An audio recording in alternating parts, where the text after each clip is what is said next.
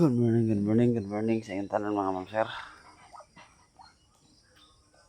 So, sa kini ka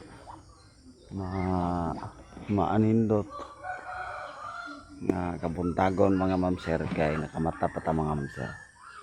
No? Kay imagine na to ang uban nga tulog wala nakamata. Gumikan kay ang atong kamatayon wa kita kay balo. Wa puta kay balo unsay hinungdan sa atong kamatayan.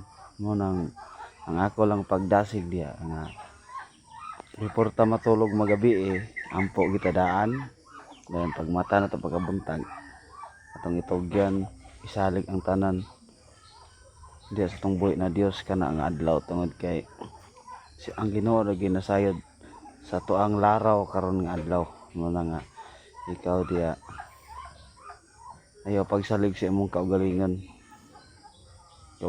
kaalam ayaw pagsalig kay sukad sa atong pagkahimugso aning kalibutan na daan nagahatag ang Dios ato ang kaalam kay wala pa ta tagaig kaalam sa Ginoo siguro di ta kabalo mo kaon siguro dili ta kabalo mangilo ug malibang ta mo na nga wala jud tay